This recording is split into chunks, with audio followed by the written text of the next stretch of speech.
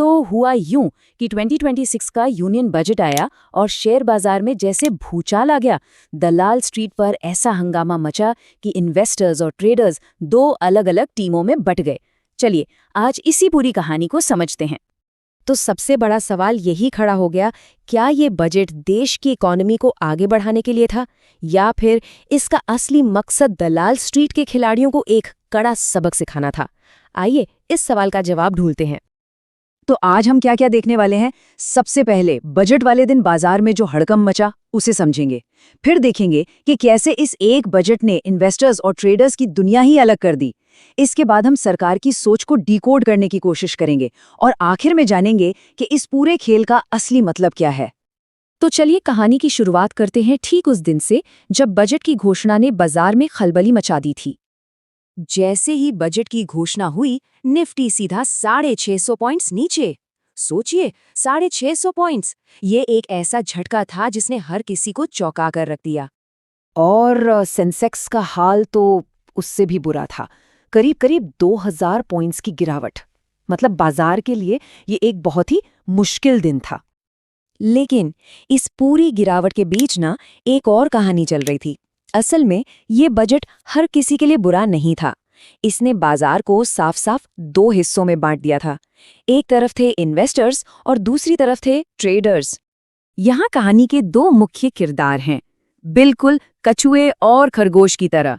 एक तरफ थे लॉन्ग टर्म इन्वेस्टर्स, मतलब कछुए की चाल वाले जो स्लो मनी में यकीन रखते हैं, और दूसरी तरफ शॉर्ट टर्म ट्रेडर्स, खरगोश की तरह, जिन्हें फास्ट मनी चाहिए थी।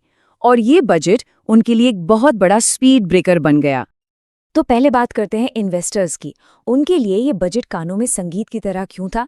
क्योंकि सरकार ने साफ साफ कह दिया कि वो इंफ्रास्ट्रक्चर और मैन्युफैक्चरिंग जैसे सेक्टर्स में जमकर पैसा लगाने वाली है, और ये लॉन्ग टर्म इन्वेस्टर्स के लिए एक बहुत बड़ी ग्रीन लाइट थी। सरकार का फोकस बिल्कुल क्लियर था, इंफ्रास्ट्रक्चर, मैन्युफैक्चरिंग, केमिकल्स और फार्मा। और सबसे मजेदार बात पता है क्या है?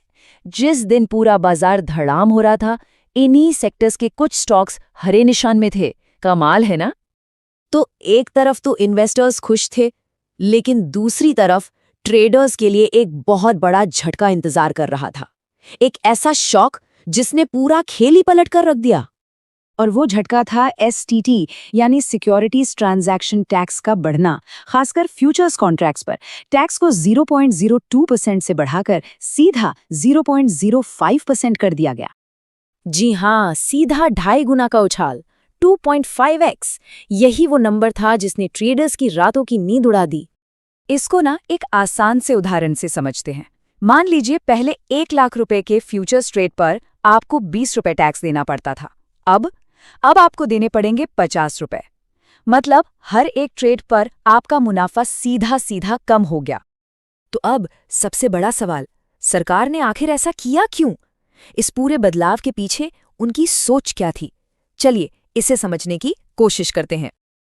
देखिए, सरकार का इरादा बिल्कुल साफ लग रहा था। वो बाजार में जो बहुत ज्यादा सट्टेबाजी होती है उसे रोकना चाहते थे, छोटे रिटेल इन्वेस्टर्स को बचाना चाहते थे, और फोकस को फास्ट मनी से हटाकर स्लो मनी यानी लॉन्ग टर्म इन्वेस्टमेंट पर लाना चाहते थे। और इस पूरे बजट का जो सार है ना, वो इस एक लाइन में छिपा है, एक बहुत ही पावरफुल लाइन जो सरकार की नीयत को साफ करती है। भारत बिल्डर्स का साथ देना चाहता है, गैम्बलर्स का नहीं। तो इस पूरी कहानी से हमें क्या समझ आया? इन्वेस्टर्स और ट्रेडर्स दोनों के लिए अब आगे का रास्ता कैसा है? आइए आखिरी फैसले पर पहुंचते हैं। इन्वेस्टर्स के लिए तो मैसेज बिल्कुल क्लियर है। अब सब्र ही आपकी सबसे बड़ी ताकत है। बाजार जब भी गिरे उसे एक मौके की तरह देखें, खासकर उन सेक्टर्स में जहां सरकार का फोकस है। और ट्रेडर्स के लिए, उनके लिए मैसेज थोड़ा सख्त है लेकिन उतना ही साफ है। या तो अपनी स्ट्रैटेजी बदलो या फिर खेल से बाहर हो जाओ, क्योंकि जल्दी पैसा बनाने के जो पुराने शॉर्टकट थे वो अब बंद हो चुके हैं। तो आखिर में एक बड़ा सवाल सबके मन में है, क्या सट्टेबाजी पर लगाम लगाकर स्थिरता को बढ़ावा देना लंबे समय में भारतीय बाजार के लिए वाकई एक अच्छा और हेल्दी कदम है? इस बारे में सोचने की जरूरत है।